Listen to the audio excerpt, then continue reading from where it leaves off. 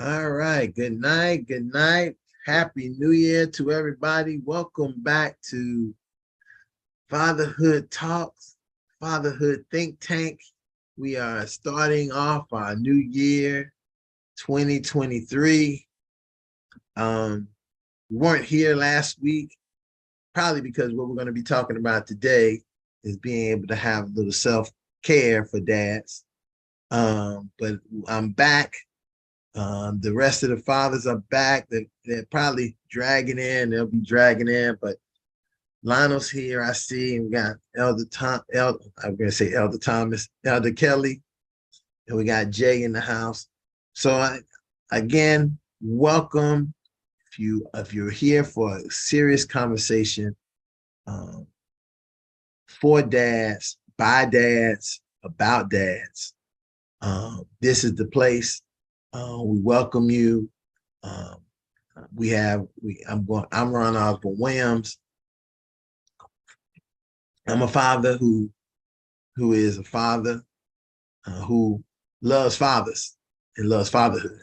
I think that's probably the biggest thing I've gone to learn after these 10 years of kind of working in this arena, that I'm a father who loves fathers, probably because I love my father, and I love to see other fathers, um, despite maybe people not liking fathers so much. So I'm a father's advocate, but I'm probably a family advocate first. So we'll go with that. We're gonna go around, let all the dads who are in the room introduce themselves tonight, uh, and let it be what it be, and then we're gonna get on to our topic: self-care for dads.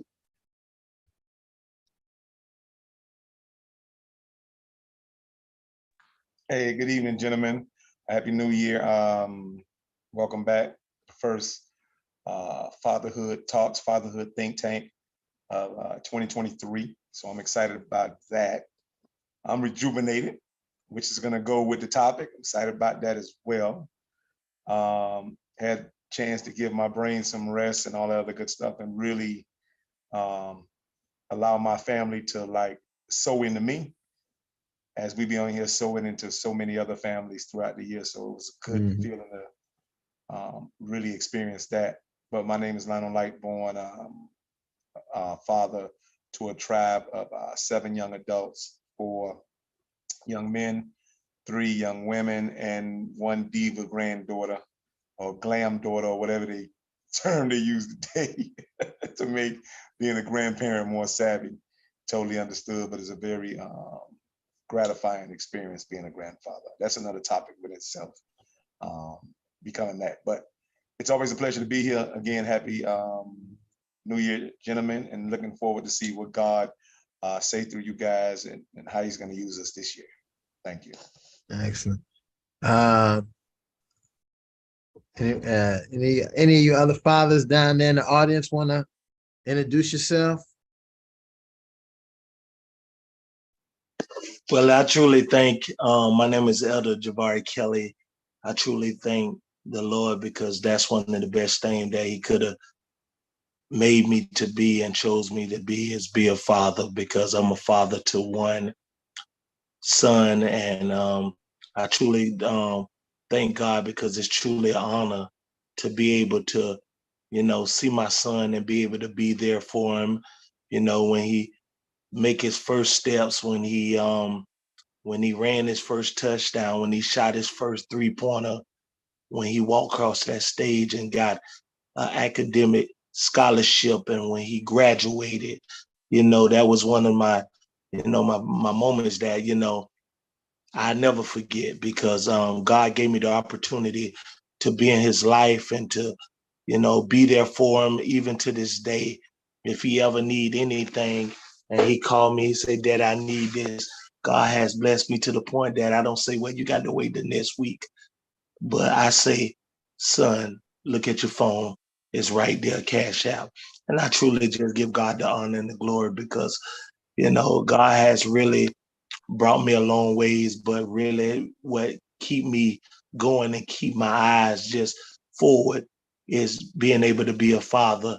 And not only to my son, but I coach football, and all them guys that look up to me I'm a daddy figure to them as well. So, you know, I truly just thank God, and I think this is my second time being on here, and I'm just looking forward because when I saw it, I said, "Oh my God, I got to get on here." Because the conversations be so great. So I truly thank God, and I truly just give all y'all, you know, honor, man, just being able to be that father and to be that father figure to most and to many. All right, y'all be blessed. All right, thank you, Elder. Jay, are you there, my brother? Yeah, I'm here. I'm Justin. I'm a father of 5, soon to be 6. I have 1 boy, 4 girls, and I have another baby boy on the way. And I'm just glad to be here with you, gentlemen. That sounds good. That sounds fantastic. And I think that's about it. I know earlier we had Gene here, and he logged off for a minute to go in the house, and he'll be probably logging back on. So we'll welcome him when he comes back on. So tonight's topic, and I think it's important that somebody say, well, what is, what's going on with tonight's topic? And tonight's topic has everything to do with the idea of why we didn't have a group last week. The first of the year, why we didn't have one. And we didn't have any groups last week. And normally I would push that, make sure we have a group the first of the year so we can get back here. But I also realized one important factor is that there's this question of, that we have is, do fathers need self-care? That's I didn't say that. That is the title of today's group. We got Chopper on as well. Oh, okay. Yeah, there we go. We got a couple more guests on here, fathers. I see Steve on here. You want to introduce yourself, say how many kids you have? And then we got King Chopper on here. So I want to definitely get King Chopper to welcome back, my brother. Hey, how you doing? You can hear me? Introduce yourself. Yeah, go ahead. Yo, Justin, stop it. All right, so my name is Travis. No, Justin doing you right. He brought you here. Justin know what time it is. He's doing the right thing. Yo, put me on the spot. But yeah, my name is Travis. I have basically 3 kids. I have 1 on the way. I have an 8-month. I have a 14-year-old. And also I have an 11-year-old because that's my fiance daughter. So you can say 4, I told you my story last time around with my 14-year-old. I've been reaching out to him. So, I did find out the school where he's at.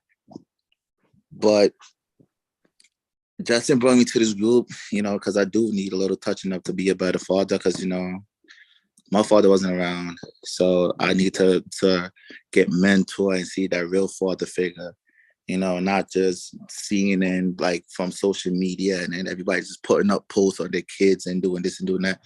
Like I really need to hear from the elders, somebody who's more mature than me, somebody who's the father figure, because my dad's still having kids and he only sees most of his kids. So I got like 3 sisters that I don't know about and 2 more brothers. So, I just want to be there for my kids, I want to be present and not to bring them presents, if you understand what I'm saying. We got you. All right. Welcome, my brother Chopper. Brother Smith. Hey, can everybody hear me? What's happening, brother? Welcome. Can y'all hear me? Yeah, we hear you. All right, my name is Steven Smith out in Orange Park, Florida. I'm a blended family. I have 6 kids. My wife has 3, and I have 3. We got 4 boys and 2 girls. And the hardest part about a blended family is, you need to raise your own kids. So, I had to deal with that. That was adversity I had to deal with because the first time when me and my wife, I sat down with her kids and my kids come 50-50, it was hard for me to take that because I felt like I was shortchanging my kids. Here I am with another woman kids. I'm raising their kids, and why I'm not raising my kids. And you know, then I used to hold out a lot of things that we're not doing anything until my kids get here. And you know, and it just being a blended family, it took work. But now, and we've been married for like 9 years, college now. I got one baby boy, a freshman in high school. But it was a work. Blended family turned out to be a blessing. At first, I couldn't see it. I had to let anger go in order for me to grow. And like I say, and then I had to look at it. Now my kids have two parents, two moms. Like my dad used to tell me, boy, turn the domino table around and look at it from another way. You know, I had to spin it around and look at it from way. So no, my son don't really, when I get up in them, I get up in them. But my wife is his refuge that you can go to. And they have a bond that I still know, but I act like I don't know. You follow what I'm saying? Right. And like I say, it's just a blessing it turned out to be.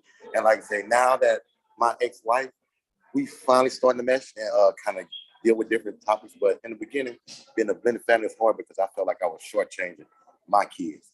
But at the same time, I was a blessing to her kids. And that's it in a nutshell. You know what, Steve, thank you for joining us tonight, brother. Hey, it's funny you talk about, because we got a lot of blended families on here, a lot of blended family dads. But you said something that was so powerful, that sometimes we're taking care of other people's kids and we're concerned that we're not doing what we're doing. But I think that I say this in my mind, the other kids we're taking care of, just getting us ready for our own kids. And sometimes they mama got to see us taking care of other kids. Sometimes, hopefully the mind is right. The mom see that he is a father, so let him father his own kids as well. Because sometimes they concerned how much of a father you is, because they they don't know. Some things I see is like the world is, you start setting up. Why is the world to set up a man to raise someone else's kids, but not their own kids? And another man is raising their kids. And, it's just that, like, why can't we raise our own kids? But that's stuff that you find out in growth, but that's just what it is. Well, that might be one that, listen, put that in the chat, man. That might be a topic I think that's a topic we need to come back to. I'm gonna somebody write that in the chat so I can put it down, or somebody text that to me. And I think we got something like that already. And let's go to our last father tonight. He just got back on, Gene, and then we'll get started with our conversation. Good evening, everybody. Name J. Rock Menard. I have 2 kids, 2 young adults. Oh, and I guess that was it. Okay. So tonight, we're going to be talking about self-care. And I bring that up for one big reason. A lot of times when we look at the idea of self-care, the question is, do dads need self-care? That's our topic for tonight. Do dads need self-care? And in many instances, sometimes we do, but we don't even know we need it. We don't even, we're so busy trying to make sure we keep the rock and do the things we need to do that we don't even really estimate how the self-care is going to affect us. So I want to ask a question of every father that's on here tonight. I want to go around, because this is, when we get the new year, we start New Year's resolutions, and we start saying what we're going to do. We're going to stop drinking. We're going to start eating this. We're going to, all these things that we're going to say do. But I want to challenge you, and I want you to think about it tonight. I'm challenging you, and I know you might not can think exactly what it is at this moment, but it may come up to you. You may have even been thinking about it. But what are you going to do this year for self-care for yourself? What are you going to do this year for self-care for yourself? Hey, Ron, you may have, oh yeah, you repeated it already. You were blanked out for a brief second or 2 or whatever. I blanked out? Yeah, you did. Huh? Oh, wow, you're right. So what again, my question is, what are you going to do for self-care for 2023? What are you doing for yourself for self-care? Well, you know, Ron. Go ahead, J-Rob. Well, you know, I think you said something that's important, and I'm going to swing. I want to reiterate it before I answer that question. Men don't realize they need self-care, and a lot of times we just get stuck in the grind, and we forget to take care of ourselves, whether it's health-wise, whether it's mental, physical. We forget to take care of ourselves. So it's important that we have to sit back and actually think about what it is when it comes to self-care and what exactly we're going to do for ourselves. Like for me, this year I plan on traveling more. I think I haven't been traveling as much as I used to. I used to travel like twice a year, and I haven't been doing it as much because I've been on the grind. And so I think that without realizing it, you know what I'm saying, you put yourself in a situation where you're in a mode, and unless you go back and actually look at what it is that you're doing, what you're doing for, right? So we put in our heads that we have a goal to reach, right? So then we start to let me speak for myself. I start to transition towards that goal, and I forget that the whole reason I'm aiming for this goal is so that I can relax. And along the way, I forget to relax, which then it becomes a stressor. You see what I'm saying? So then that goal becomes a stress. And so what you have to do is you have to realize, if my goal is relaxation, don't wait for it, do it now. And then along the way, because along the way you have to have, how can I say it, achievable steps. And those achievable steps would be let me just take a day off, let me relax, let me recoup, and then I'll keep grinding the next day. And so don't get stuck in that mode, especially, you get stuck in a mode of just constantly grinding, like myself, that we forget that, hey, you know what? I do need to take a week off just to do something for myself.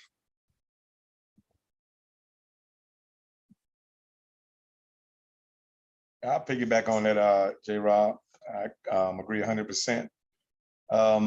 For me, and just the makeup of men in general, I'm gonna speak in general when it comes to men. The reason we may lack self-care is because we're conditioned and programmed to function within the self-scare, right? And so we're not self-care driven, we're very self-scare driven, which is why we're always on high alert. See it like this. If men are conditioned to be protectors and providers, two very proactive words, right? Where's the self-care in that? And so keep the mentality of being a protector, or what does the mentality look like to be always being told or groomed to be a protector and a provider. And this is within our best selves, right? And so you got a double-edged sword when it comes to self-care. One, you're conditioned to be a protector and a provider, and so you're always heightened when it comes to self-scare versus self-care, because you're always in the scare mode of not going broke, of not being homeless, of not having and falling into lack, and nobody not bringing any harm to you or your family. And then so that's the self-scare mode. And so when you're on that heightened thing, we always wake up with that that heightened state, which is why men tend to have greater health disparities than women. Not to mention, we internalize a lot of our stuff as well.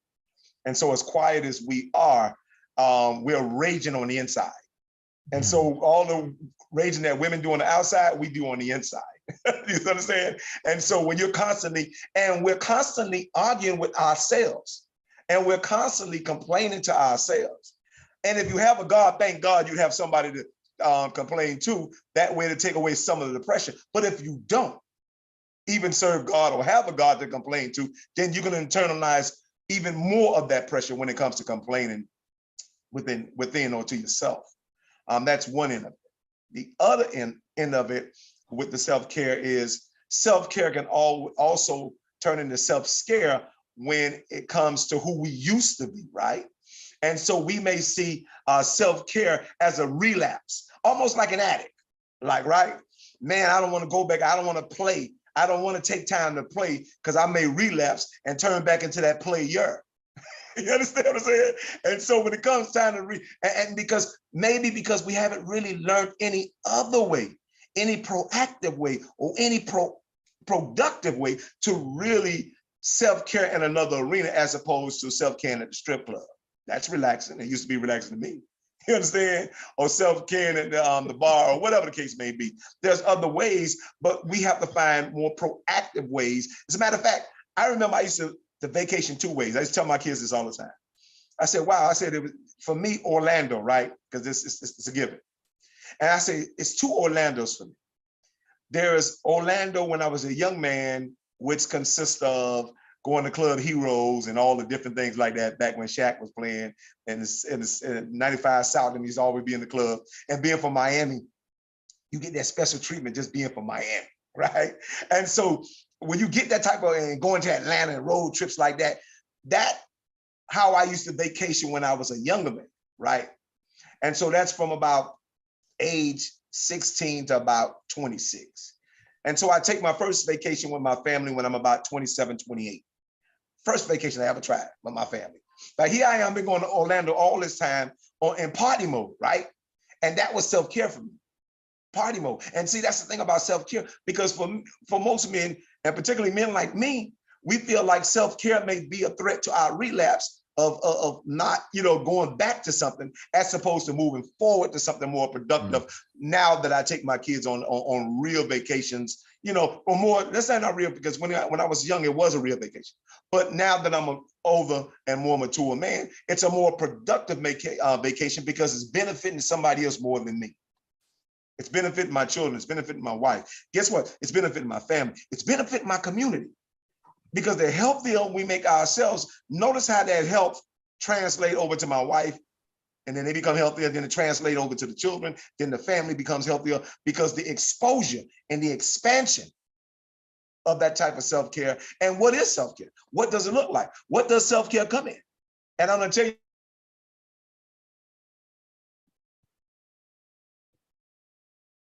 he froze. It happens. Right, must be some. Hey, must have been saying something really good, because that's normally when you start to say too many good things on the internet. That's when you get froze They up. chop you up. They chop you up. Light boy, they froze you up, Doc. They Okay. you must have been hitting one of those pinpoints. Yeah. And so I think it's amazing. I went to the same place, but again, once I changed the person, places, things, and ideas within me and around me, is when I started to travel different. Which one, and I'm gonna say it to you, both the trips was equally as good, but the mindset was different to make it even better. So I'm not demonizing, I'm gonna be honest, don't demonize what you did when you were younger. You understand? To have to uplift what you did when you're old. I'm like, no, all those was equally necessary, because I couldn't have an appreciation for one without the other. And so I had to learn how to drive to Orlando and navigate Orlando in order to take my kids the way I did successfully when I was raising. That's all I'm saying. That's interesting that you say that, like, born, because a lot of times you don't think of self-care as self-growth. And that's a big part of it, because a lot of the habits that you have, that you, like you said, that mentality you had as a younger person is going to change as an older person. So the way you self-care is also going to change, because the things that attracted you as a young man won't attract you as an older man. And so self-care is also it also goes hand in hand with self-growth. So I agree with you 100% with that. Good night, gentlemen. How are you guys doing? Sorry to be late, okay? Nah, you're good. You're good. Nah, we know that's Jamaican time. We know that's Jamaican Happy time. New Year, Rowan. Happy New Year. Happy New Year to you guys. Hey, Jacob, Jamaican time, brother. That's okay, my man. Yep. A quick one. Blood pressure. I want you guys to think about blood pressure. It's a silent killer. I say this to all my students. We lock our doors. We are in our home. We're in a space. But keep in mind your blood pressure. That is something that we need to check for all men, all women, all children. You should check your blood pressure at age 18 and keep checking your pressure at least twice a week. It's called a silent killer, and it's one of the easiest things you can do to detect an issue with your body. I just want to add that to the mix. And hey, Rohan, let me Yeah. ask you this question since you were Sure. you sharing that.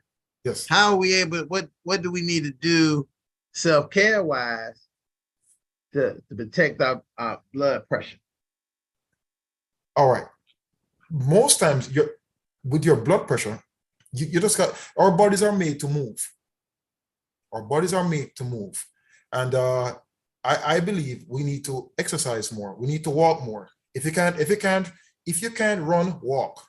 There are other things you can do to keep yourself physically active, but those are some of the basic things you can do. Drink water. Alcohol is not water. I just want to put that in there. Just keep moving. That's all. Go for a walk with your child. Go to the park. Just keep moving. And watch your diet. Get enough sleep. That's another problem. Folks are not getting enough sleep.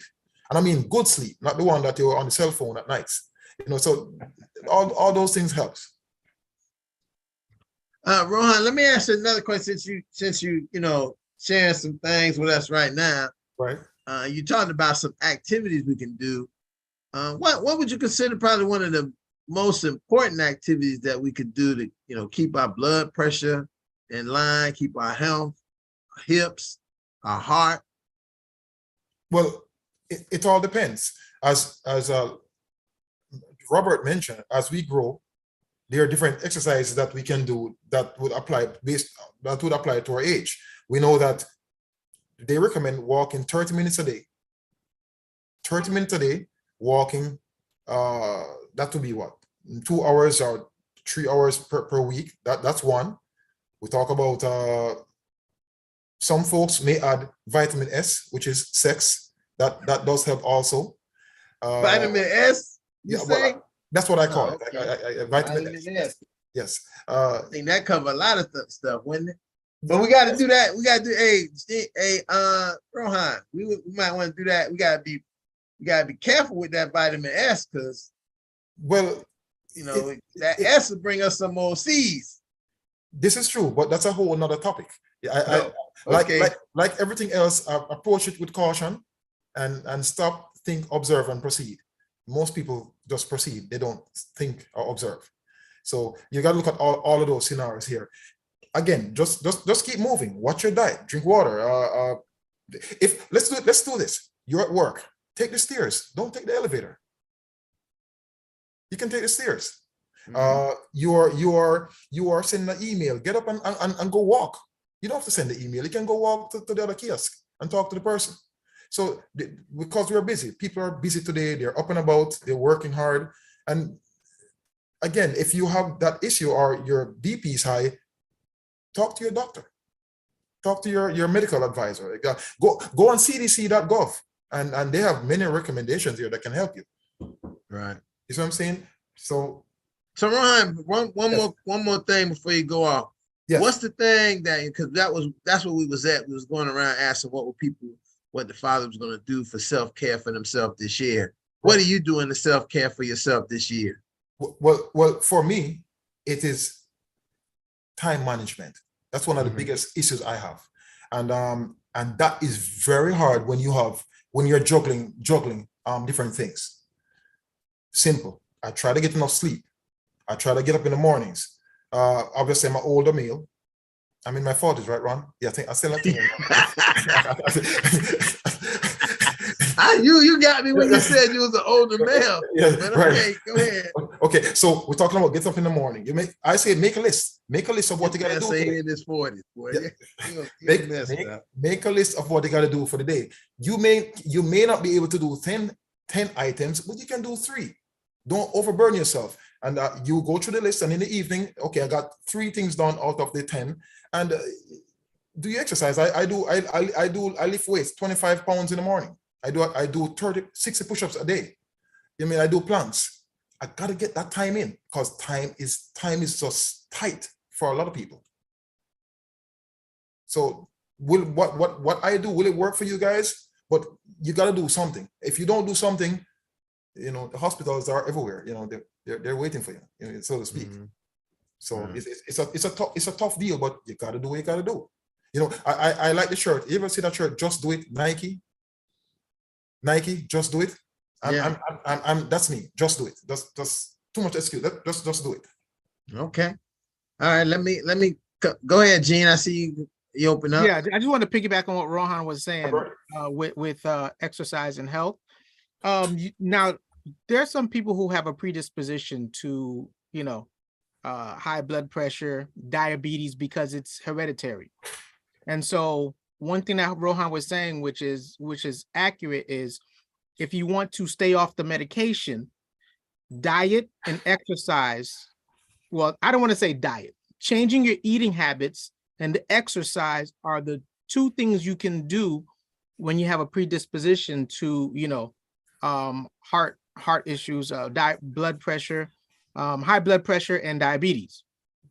It's very simple. Understanding what diabetes is, understanding, you know, the different foods and how they affect you, a lot of times can help you in counteracting how much medication that you're going to be prescribed. Getting ahead of it also, like Rohan was saying, screening early is very important. Understanding the questions that you need to ask the doctors, being adamant and advocating for yourself when it comes to doctors is another thing, because a lot of times we just take what the doctor tells us and we move on. It's about advocating for yourself and knowing your body and knowing the different things that happen to you when you take these medications.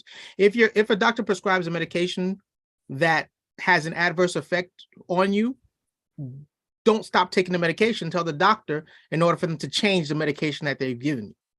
And that's the things that we have to do and be proactive about when it comes to a lot of the diseases that like diabetes and high blood pressure that we need to, you know, combat, because they can lead to other things which will be more severe.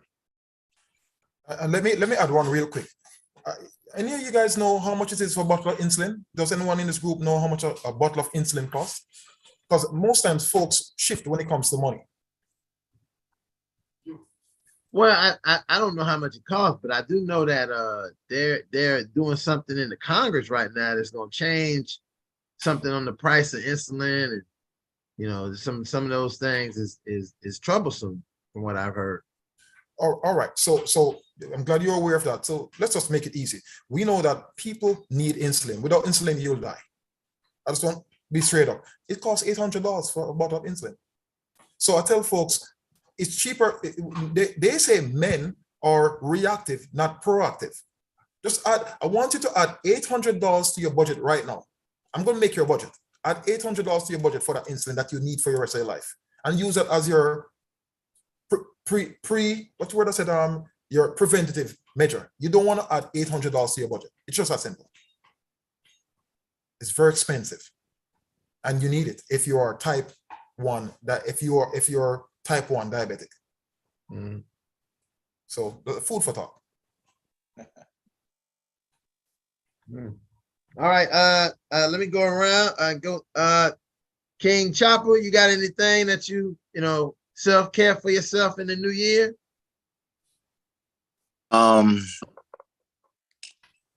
Like I said, self-care, travel, because I do, like, you know, I've been working a lot. I have been working 9 to 5, go see family more, because that was my big downfall. I wasn't seeing family. And then, you know, my grandma told me this. She was like, "You're too busy to work. When you going to come see me in the hospital?" And then, you know, she passed away. So it's like, I got to give my family some time. I'm going to make sure I put time for them, you know, not have a busy schedule, you know what I'm saying? Just worry about the most important things in life with self-care, so I could feel, you know, I don't have to feel this guilt that I've been carrying for years, you know what I'm saying? Right. So yeah, just spend more time with family, and then do more family activity, travel a lot, go see family, because I got family in Florida, like Justin, he's in Florida. You know what I'm saying? I got family in Homestead. I got family in even Jamaica, in Trelawney. So I gotta go back home to Trelawney, you know, visit my auntie them and stuff like that, and go visit my mom's grave. So I gotta do a whole lot this year, and I'm planning to do it one step at a time. And well, let me say this, and make sure when you do these things, they become self-caring, not working. No, it's gonna be self-caring because okay. The last time I've been to Jamaica was 2008. That's to bury my mom's. So I haven't been down there. I haven't been out there to give her flowers or anything like that. So I haven't went down.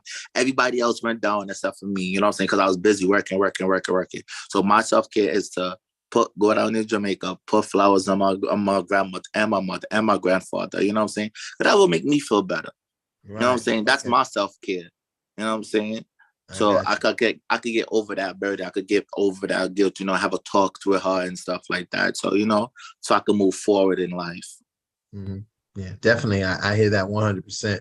And that's why I was just saying, make sure that it's self-care for you. Because sometimes we get ready to do all these things and then we be more stressed out and doing more work than the self-care that we had planned for. So definitely we want to make sure of that. Let me go over to Go to Justin. Justin is go next. to Justin. Yeah. Is his cousin gonna play up to the left? Hey, just see that what you get, Justin. Justin, what you got for us? What you plan on for self-care? Because between you and your cousin, y'all need to have your own little family reunion with all the kids and all that. Y'all can take one big trip. I won't say Disney World. Disney World pretty expensive. Take a trip out there to Legoland. All y'all take all the kids out to Legoland. Justin? I'm sorry, I didn't try to catch that run. I had just came out of the car and I was connected to the Bluetooth. Oh, Sam, what's your plan for self-care for the year? My self-care for the year is self-meditation. I'm gonna take at least a good hour to myself and just literally close my eyes and just meditate for the next day. That's what my self-care for is. Because I know if I don't take care of myself, then my kids won't take care of themselves. And I'm definitely going to start exercising more because I am probably like 140 pounds, but I breathe like I'm 260. So that's another thing that I'm definitely working on, that self-care. Yeah, I ain't never heard that before, but okay, yeah, you might want to go check that. That boy is skinny like Wiz Khalifa. I don't know what he talking about exercise. Boy, he gonna be skin and bone. No. And this is exactly what I was going to say.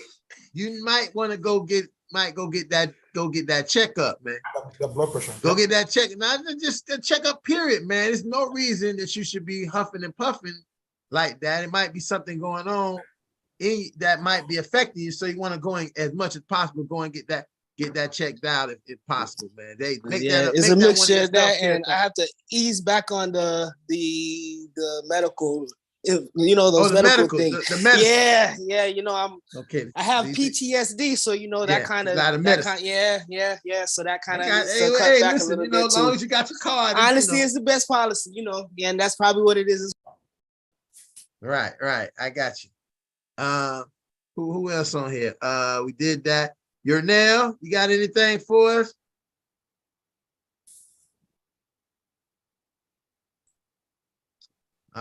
Gregory, welcome, Gregory. Oh, go ahead, you're now.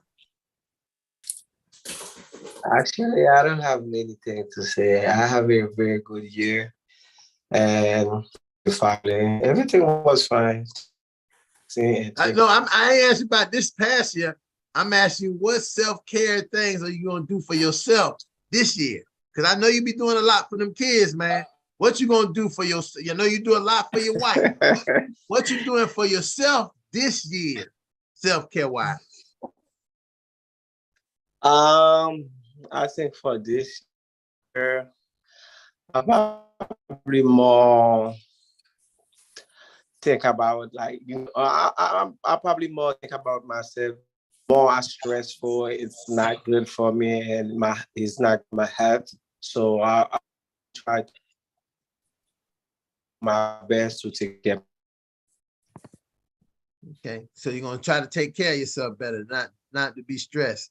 Because I know you're taking care of them kids, taking care of your wife, and dealing with them teenagers. Them teenagers, man, they'll put you under if you let them.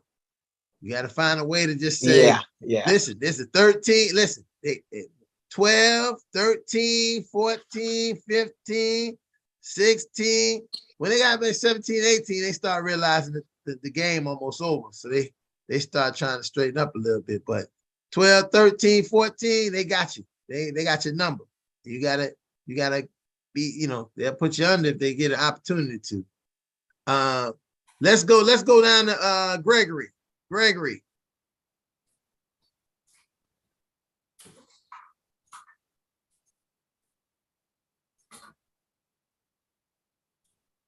Okay, no Gregory. Maybe not, maybe just listening. Steve, you want to talk about what you're gonna do for self-care this year?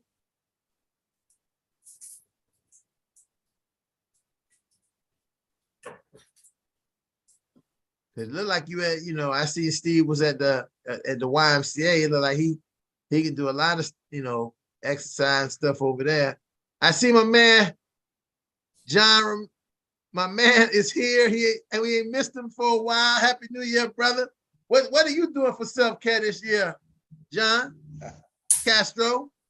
Happy New Year, fellas. Happy New Year. It has been a while. You know what?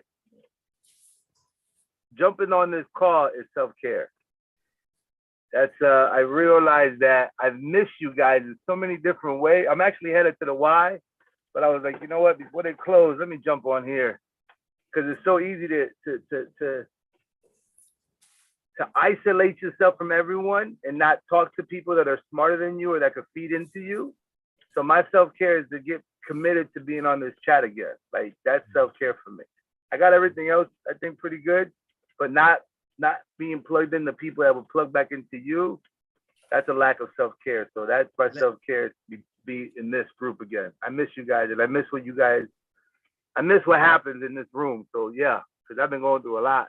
Yeah, you know what, So Castro, you touch on one of the reasons why we didn't have show last week. You know, I lost I lost my line brother, and I lost another good brother. Was one of the first brothers who taught me stuff in Omega over the holidays. And I went to both of their funerals. And it seemed as if whatever they had going on with them, they suffered in silence. Or they did things to okay, let me say that the first brother I know, he had cancer, but he never told anybody. But it was clear that people could see he had cancer. You know, you was 207, you know, you 6'3", about 275 pounds, muscle mass, and then you look like, you know, next thing you know, you just don't even look the shell of yourself. But then, you know, when, you know, you kind of talk to him, you say, everything cool, man, I'm living. And he was living. He was, every time I seen him, he on a boat, you know, and I think that what he was doing was enjoying his life. Mm-hmm. So it wasn't, I mean, he had a cigar in his mouth. He was on boats all the time, fishing. And I think that he was doing the stuff that he wanted to do. But when it came to my line brother, I think that he dealt with some things and he didn't say anything, and he just used food and alcohol to mask it. And then that wore down his body. And so he had an episode, and then because his body was so worn down, it took him into the next level. You know, when it came time to try to heal, there's no healing when your body's torn down. But you don't know your body torn down because you just out here living. Yeah. You ain't really went to the doctor and checked out. You ain't say, let me see this. But you still running hard. You running, like Rohan said, no sleep. You getting a little bit of sleep, get up in the morning. After work, you go to happy hour, pop, pop, pop, chicks, pop, pop, pop, up all night, get up, do it, and keep doing that, and living that kind of life, and it wears you down. But really, you might have wanted to talk to somebody about why you was trying to wear yourself down. So that's what I'm one of those things. And again, me and him talk very often, man. So it was surprising. I mean, me and him talked, and he never said anything about having anything wrong, because I think maybe he didn't know. I think it go right back what you say. We are reactive. And a lot of times, by the time we reacted, it's too late for us, Jack. We react in a coma. Our reaction is a coma, resuscitate. That's when we reacted. We ain't going. We had this problem in our chest a whole 6 months. We done told people about it. We say it's okay. Then we drink some wild turkey. We drink some wild turkey, some Wild Irish Rose. Yes, that's it. That's what I'm looking for. Wild Irish Rose. We drink that. I don't feel any of that no more. I'm good. Don't even know that pain is still there, and we tearing up our liver at the same time. So sometimes we don't, we're not thinking about those things because we hardcore. And so that's why a big part of this show tonight was for us. And I'm glad you said that, Castro, that it is settings like this. Even if people don't come on here, find you a place to have that peace. Because there's a lot of settings that we try to have that peace, right? But maybe your voice is not heard in those settings. I love to use sometimes the church. People go to church, but only one person speaks in the church a lot of times, and that's the pastor. You don't get to say, Pastor, well, let me ask this and let me say this, that, the other. That ain't really the place and the time for that. You can do your prayers there. You can pray to God while you're there in spirit of that, but you may not get to be validated the way you might need as a human. Not spiritually, I'm talking about as a human. Humans sometimes need to be validated. So I throw that in there, man. And I'm glad Castro came on here and said that. And really a big thing is, I'm going to say this, that Gene got something going on. Hopefully, and we did talk about this, but I think we need to have Gene. I'm thinking about it when I think about Castro, Lightborn. We might just need to have a talk, have a conversation offline on how we can get something. I mean, I want to do a South Florida once a month. We can get together on a Wednesday in South Florida. We could do it next week or the week after, and I'm willing to commit to setting that up. I have a location in Miami Gardens or in Hollywood, wherever, depending where everybody, the masses are at. Right. We can get it set up. But because I realized for me, it was easy for me to just get sucked into, I don't want to talk to nobody. I don't want to talk to nobody. Let me just deal with my own shit. And I've been in it. I've been in it. I've been in it. Not gonna lie to y'all. Yeah, boss, and it was easy to just sit back. We're here for you, Castro. We're here for you. Because remember, each male in this group, along the journey of life, sometimes it's not how many times you fall, it's how many times you rise. Keep that in mind. I'm in the rising mode. I've been having home insecurity for the last 3 weeks. Like, couldn't figure out where we were gonna live. My shit had been in storage for damn near 2 weeks. Just finally got a lease signed and got the contract in. But when you sit back and you start looking at and you offer somebody 6 months worth of rent and they still telling you no because some shit on your background or your history or whatever. And your kids, now you got nowhere to go. Take your kids, you blow your cash at a hotel or Airbnb, right? So just I never had to think about housing insecurity. So I was like, whoa, what's going on? Yeah, hey, Castro, you touching on something that, listen, and here's a great point to even use. Castro, you have a job. You work every day. We're not talking about, oh, I'm trying to struggle and figure out. We're talking about an everyday working class man who has to worry about where this is what we at in this society. He got to worry about how can he get housing for himself and his kids. I just want you to think about that. Bro, this has been such a wild experience for me.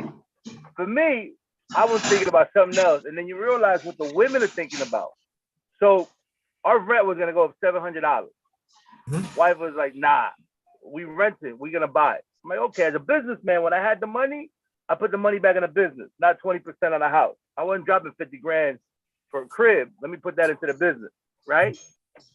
So when you move, you're thinking money, cash flow.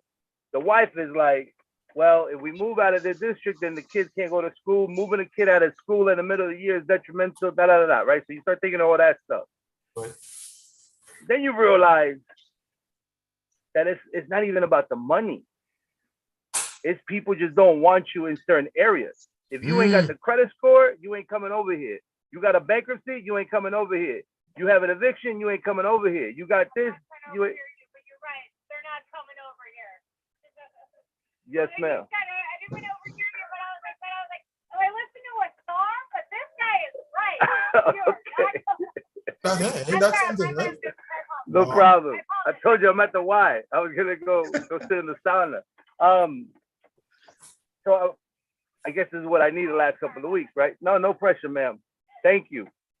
I'm saying all this because I'm not an average Joe. I have 15 grand to put on 6 months worth of rent. Mm-hmm. And the white boy was like, nah. I almost lost my shit. Like, what? What do you mean, no? I got to move out in 14 days out of my old spot. I'm working this out now, and you're telling me no. Happened twice. I had somebody co-sign for me.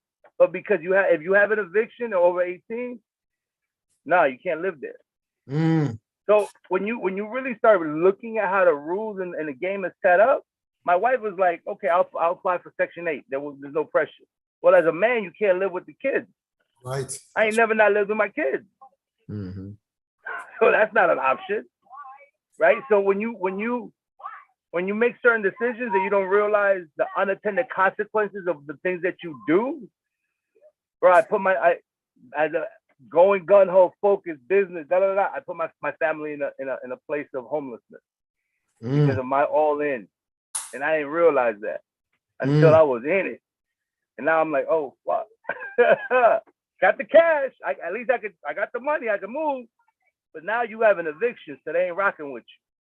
Now you got this, they ain't rocking with you. Your credit score went from 720, you had white people credit score, to now you're like in the 400, they ain't messing with you. So now, even though you might have the cash, you don't have the access to be here. So now you out of the zip code. The only people that are willing to rent to you, you know who your neighborhood is now, right? And when you talk about creating communities, how do you build strength and resiliency when the trash ain't picked up up front, right? So just the dichotomy of thinking of how you get suppressed to where you gotta go to overcome is wild. So I share that, bro, just from, this is therapeutic in a sense. So I appreciate the safe space. Thank you. Well, I think that listen, I think that this is also I think you just shared with us, and we were talking about what thing are we doing for self-care for 2023. I think you just shared one of the most important things that we need to be thinking about self-care is making sure we have ourselves available to be able to provide for our families in certain ways, because you just said one of the most valuable things, Castro, that I think that many people think they don't have to worry about.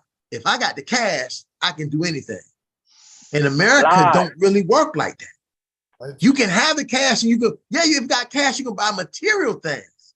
I don't want you living next to me. I don't want you over here. Miami got that little 12-inch wall, right? There's a reason why that wall was built. So I think we need to understand how that psychologically plays into our day-to-day, and then how we move from that thought process. Is that a limiting belief, or is that an overcoming fuel? Right? I think it's how you choose to operate in life from that. I'm waiting to see what Mr. Lightborn says. Oh, no, I was listening to he over there in his pig looking like Cameron.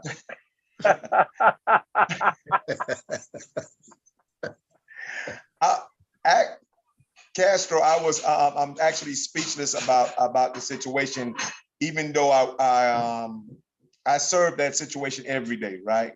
I'm a social worker.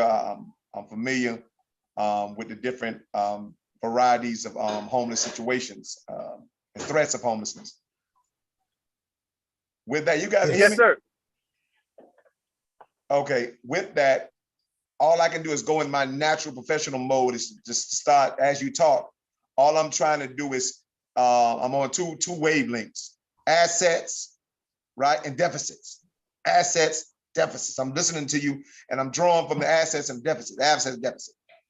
The greatest asset I can draw from is the fact that God is going to taking you through this for a reason, because I can think about some of the most popular homeless people in the world: Tyler Perry, Jesus Christ himself, born homelessness, right?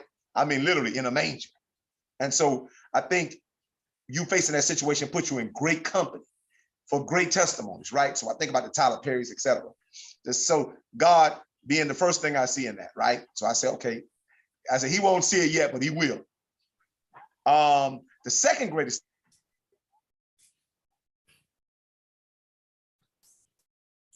You froze.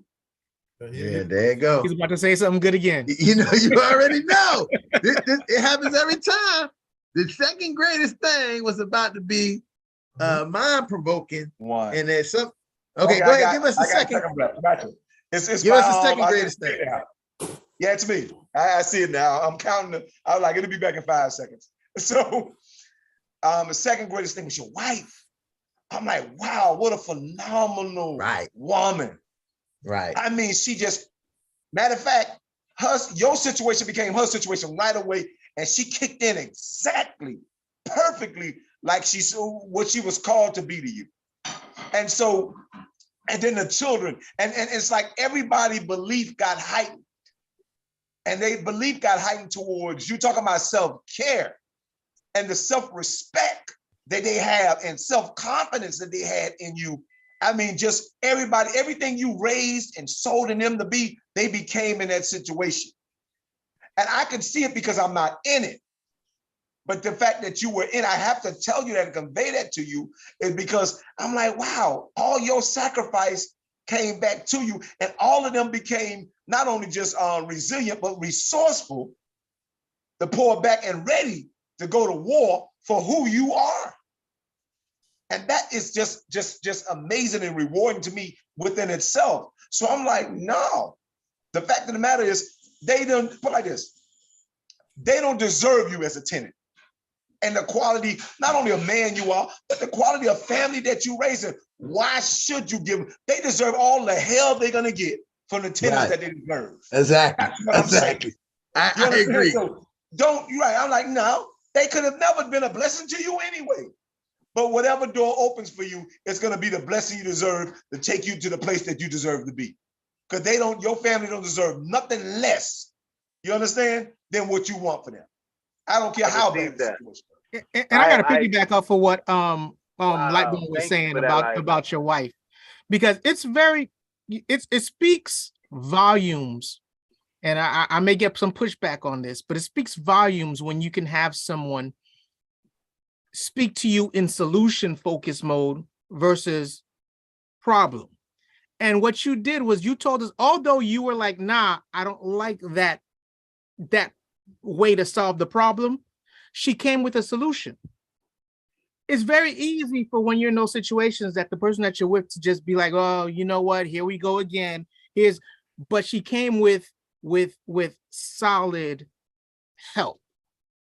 And that does speak volumes into the way that you guys move. You know what I'm saying? And so I think one of the first things.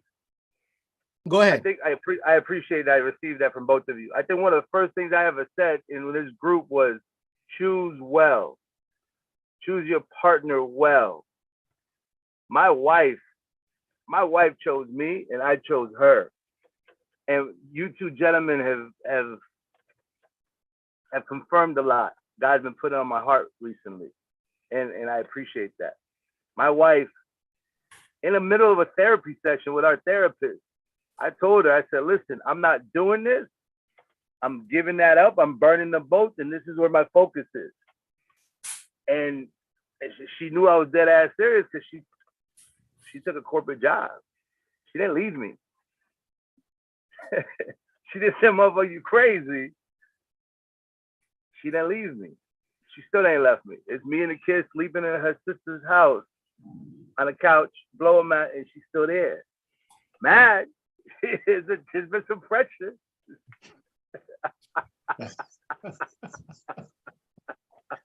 But I'm only facing what other men have met, right? So we persevered. I say all that because she's still there though. Right? At that she's 10 toes down. And I go, that goes back to choosing well, right? Your helpmate. One of my friends, my mentor the other day shared with me, is like, you've been a shitty helpmate. You've been out here for this, for the world, and this, what you been doing at home? Like at some point you drop some balls, bro. What's going on? And when that comes back to you, you got to look at yourself. I was like, oh shit. And how you gonna do anything in your life about fatherhood and marriage and life, and your shit just went in shambles? Mm-hmm. What? Right. So like I've had to readjust my life and really like what is worthwhile and what matters most, and where are my boundaries at? Like I'm willing to give up a corporate job to stay within these values of my focus and time, but then I'm willing to not pay attention that I'm burning cash and I'm putting my family in a financial position because I'm not paying attention to that. Like, what's going on? Like, you're not managing yourself properly, right? Where's your executive function? What level of stress are you at, or where are you at, right? Now, what becomes wild, Ron, and I'm gonna open up to this to the room, is according to the perspective, the therapist will tell you, well, that's just what men do. You're an entrepreneur. You've been doing this for 20 years. You're used to being a high risk taker. Right. Or somebody else would be like, you're delusional. That would never have worked. Perspective. Mm-hmm. A businessman will always take the risk. Somebody else will say, well, you were manic. That wouldn't have worked. You didn't look at all the signs. Well, you didn't tell me that when I hit half the bag, $1 million in 2020, because I took the risk, right? So I think depending on your mental capacity, that could be detrimental to a man to be told that he's depressed and he's manic and he doesn't know how to handle himself, or he's got dreams of grandeur, versus being supported by a community. Well, this is what business is. Keep it going, bro. Figure it out. Cash flow's king, right? So when I say that, because who you allow to give you input matters. Yes. Because that would weigh a lot on how you move. Right. So I say that just because not everybody has the same mentorship for everyone. And not everybody receives mentorship and guidance in the same way. So I share that because I realize that as much as people love me and want to pour into me, they're pouring their perspective onto my situation. Mm-hmm. Right. And people get salty when you don't take their advice. Like ding ding ding ding ding. So I just share all that as this is where I'm at. So thank you. I appreciate the safe space, man. Thank you. Yeah. Hey man, we're glad to see you in the new year. I'm glad to know that you're about to go do some self-care right now, because that's one of my favorite things to do. Go. When I used to belong, I used to go in there, get in the swimming pool, get in the sauna, and then get in the wooden room. I do that 1, 2, 3. I leave there feeling like a brand new man. So that used to, that used to be the way that I came down from working with these bad kids every day, kind of thing. So I'm part of this white boy tree hugging group, and I'm calling it what it is. These long blonde haired kids that hug trees all day. But on a non-judgmental level, we created a hut and we just sweat in a sweat lodge. And you pay homage to your ancestors, right? So just taking the funny side of it all, I think if as men, and this is kind of what I want to create, is the village of men, to going back to our roots back in Africa, right? And how village and how the men created a village and how the men curated the tribe of men that other pour into the men, right? And then the cultivation of the young men. My son is 7, right? And as I started looking around, like, who are the men in my son's life that will groom him into the next 7 to 10 years, right? And bro, I don't have that many real live people to be those models. That's right. Right? And bro, and I got I got a Rolodex of a lot of people, not to be arrogant or cocky, but to say from friendship, relationship, external business relationships to you're going to influence my child. Pause. Right. So I'm intentionally building and creating that. That's my reason for being here. And that's why I look up to Ms. Lightborn and Robert and Rohan, because like you guys are those pillars that I look at. Okay, you got 7 kids. You figure something out, right? Who do I model? Where's the model behavior that I need to follow so I can do what I want to do and then show that to my child, and then the community around us gets stronger. So that I feel like now I'm going on a rant, but just kind of like holistically 2023, what are the alignments for me? And as bridge builders, I got to build a bridge that somebody wants to cross, not just the bridge that I feel like that's what I want to do, right? Like, you arrogant bastard. No, build a bridge that somebody can use. You know what I'm saying? So that's kind of where it's at, man. Yeah. But yeah, Hey, my man, wife, bro. Choose hey. wife. Choose wisely. A wife is your backbone. Yeah, I think I listen. Thanks for sharing that, Castro. And I think Lionel will speak to that, and Robert will speak to that. Listen, the right wife makes you the right man. Yeah. Ron, it's funny you said that, because I was thinking about something that you like involuntarily convey it every time you're on. You don't say it, Ron, but you convey it. You convey it in your frustration. And when you're a part of anybody or anything that you love, right? People can still pick up. We always talk about love languages. If I love you, I can pick up something from you, even if you don't divulge it, right? Mm-hmm. And so in Castro's situation really exposes your situation, Ron, which is you're big on network, but I think you try to convey the message of the importance of network also with net worth. You understand? And network without network, you understand? Right. Don't work.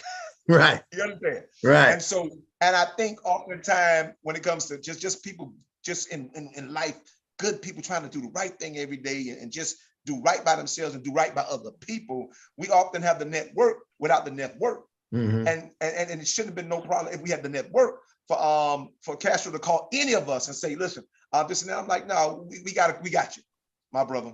We got some over here. We got some affordable places over here. And I think that's the self-care for me for this year and beyond that needs to happen, is to building that net worth, right? To strengthen the network of people who can. Yeah.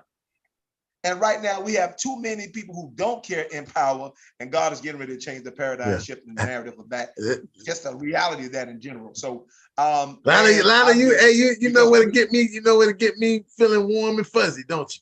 You just know how to do it. You know exactly what that is my listen. I think that we have to always be networking. And we have to, and people, and you know what we have to do as men, not see it as charity, but see it as uplift. Right. Not even that, bro. It's not even that.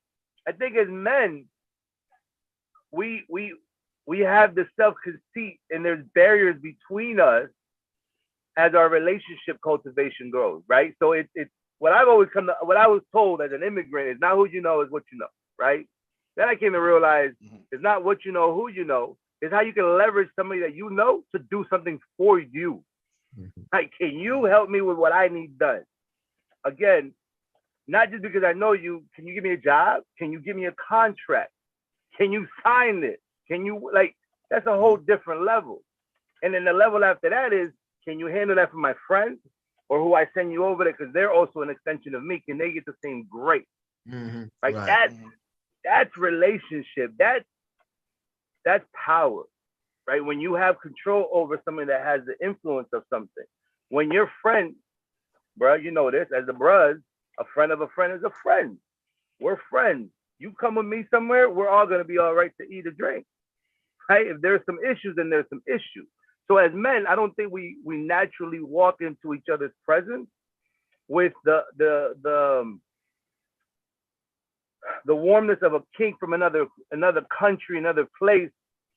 We're more of a, who is this guy? What's he gonna take from me? and it's not an open hearted for collectiveness and growth. It's more of there's not enough, he's gonna take. So it's a competition. And I think I like I've always thought the concept of King Arthur and the Knights of the Round Table is king, come to the table. There's enough for everybody. You know what I'm saying?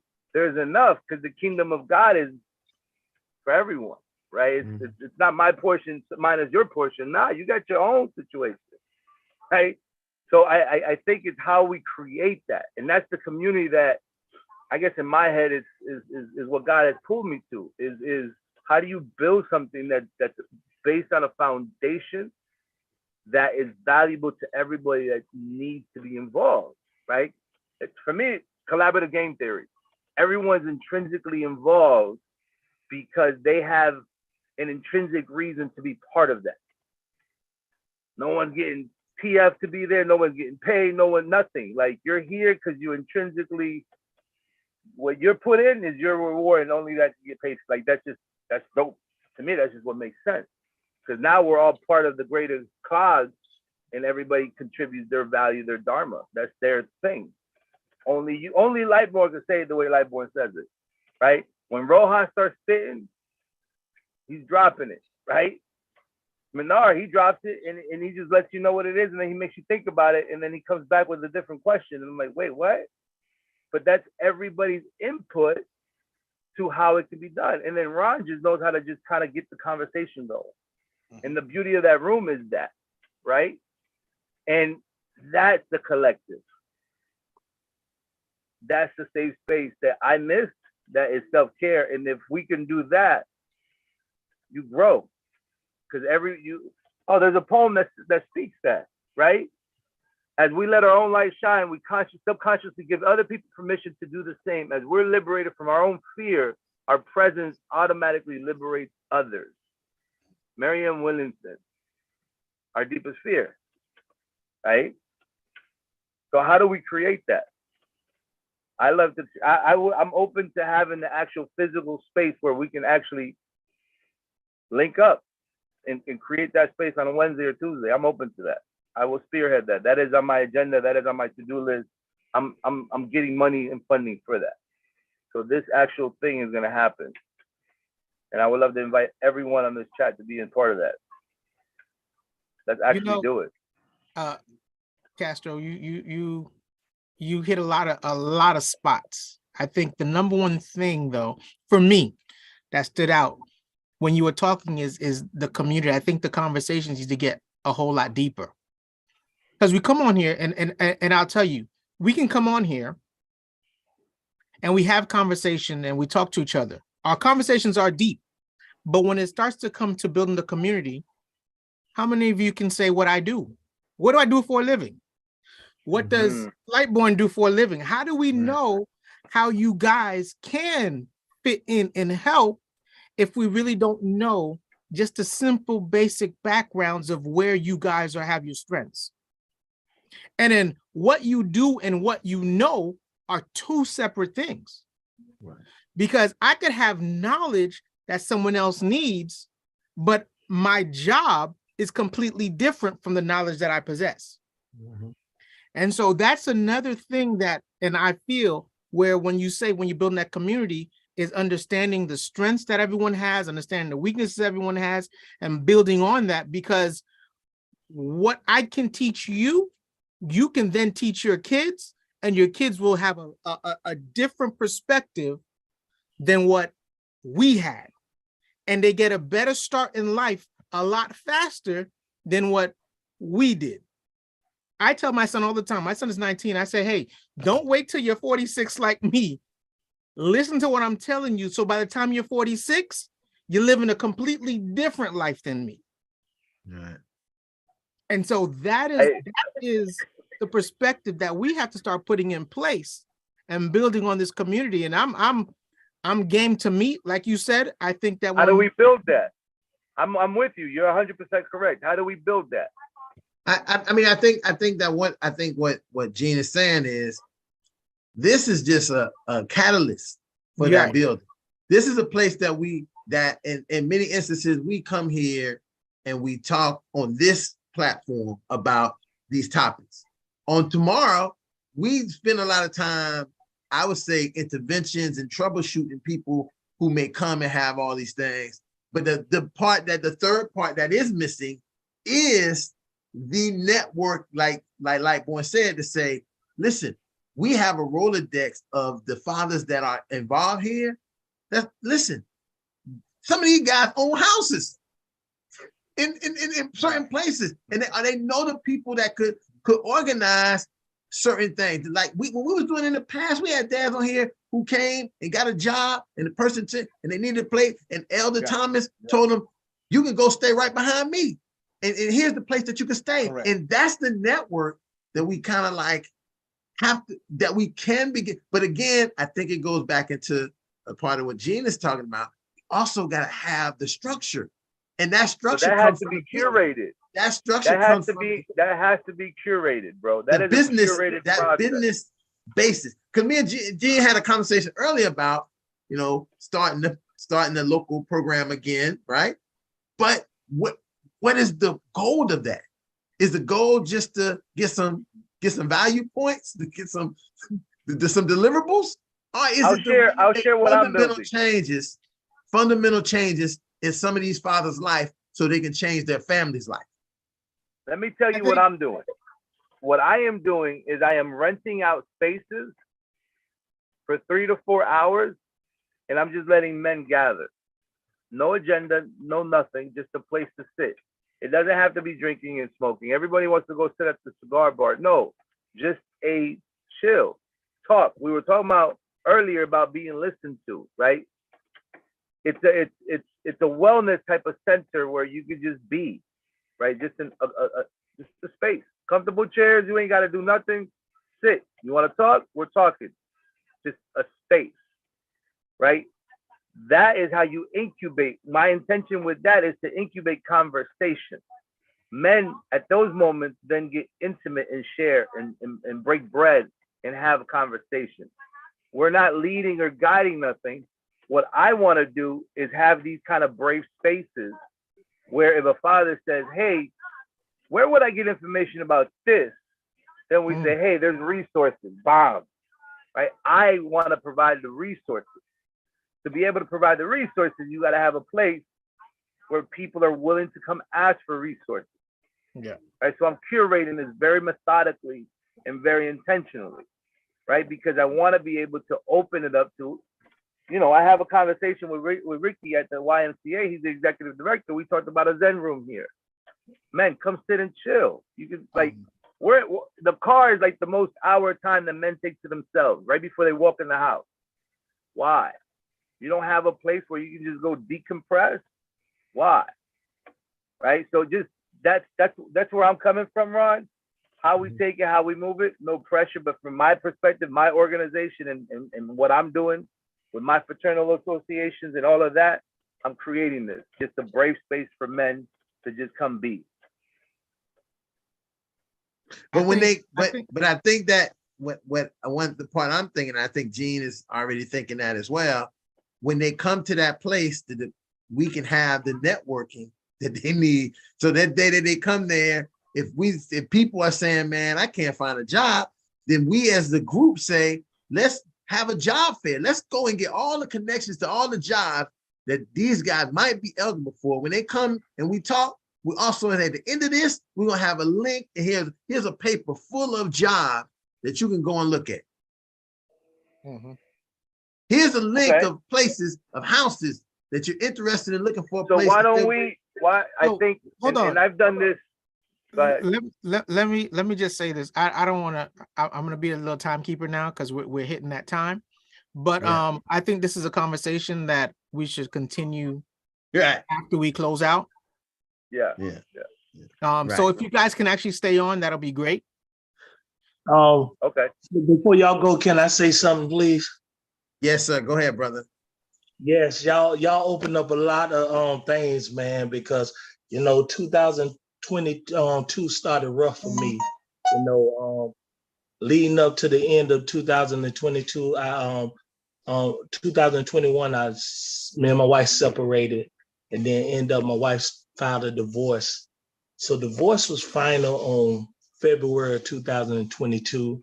So I'm like, it is what it is. I say, man, we gonna get this back together, whatever I got to do, then I found out April the 2nd, somebody tried to keep it secret from me, my family, but my wife remarried her ex-husband.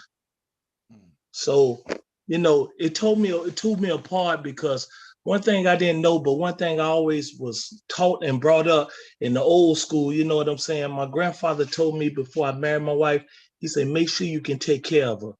So the only thing I knew how to do was provide. I mean, when my wife was ill sometimes and the doctor put off of work, I was working Monday through Saturday, every day, Monday through Saturday, I was working 16 hours a day.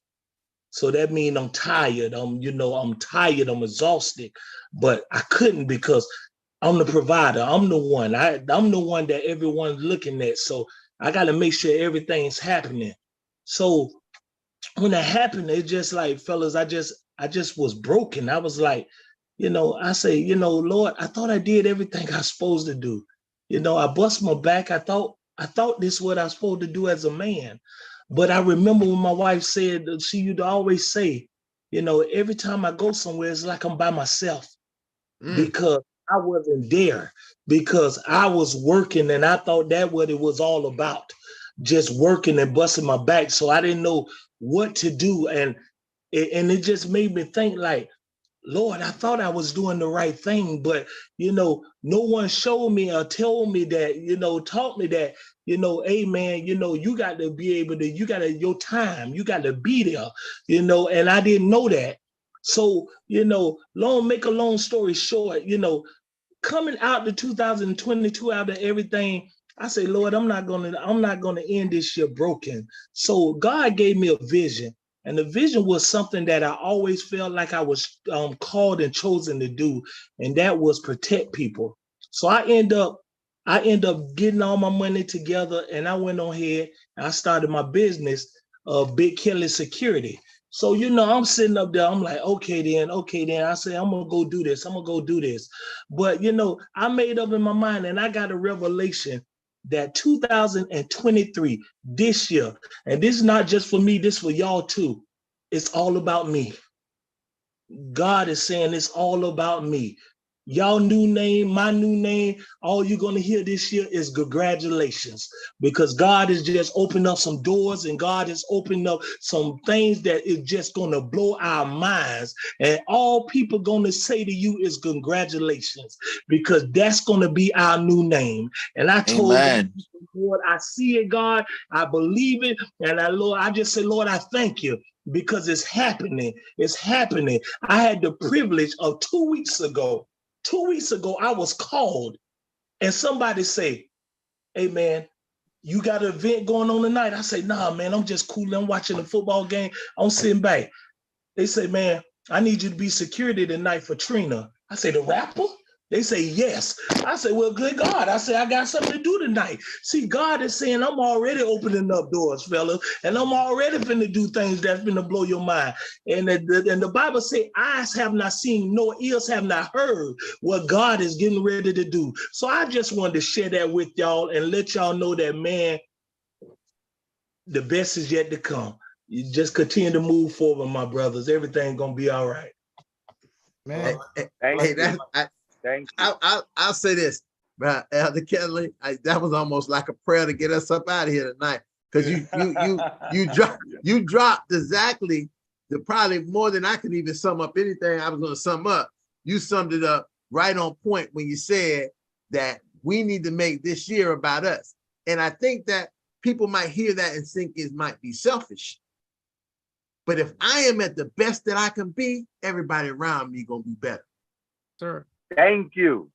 Yes, Amen. sir. Thank you. That part. I'm the best I can be. Everybody else will be better. Man. That part. And that's important. Bro. So with that being said, gentlemen, we're gonna wrap up tonight. We're gonna wrap up tonight.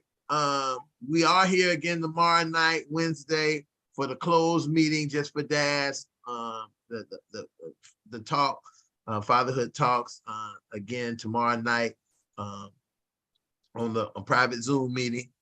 With that being said, fathers, repeat after me. I am I am. I am. I said, fathers, I am. I am. I am a man of honor. I am a man of honor. I am. I am. I am. I am. I am a man of courage. I am a man of courage. I say, fathers, I am. I am. I am. I am. I am a man of respect. I am a man of respect. Fathers, I say that I am. I am. I say that you are. You are. I say that we are. We are. Championship Yes, Father. Straight up. When you see us flexing like this, it's not because we macho men. It's because we're holding our children on our arms and our families on our back like Atlas. And so that's what when you see that, we did. And if you ever see the picture, you'll just see the dad holding the two kids like this on their arms, and they swinging like they from a tree, like the branches in our life. And so I want to thank everybody for their participation tonight. Thank everybody watching again. If you're interested in Fatherhood Talks, like, share, subscribe, join us, go and watch our old videos. And you might find something that you might be dealing with that we talk about, and you can hear some knowledge from somebody there might be able to help you with it. Other than that, if you're interested, we'll see you tomorrow night on Fatherhood Private Conversation Talk. I will see you next week on Fatherhood Talks Live. And good night. Peace. Guys. Hey, Ramirez, Lightborn, stay on for a second. Rohan, you too.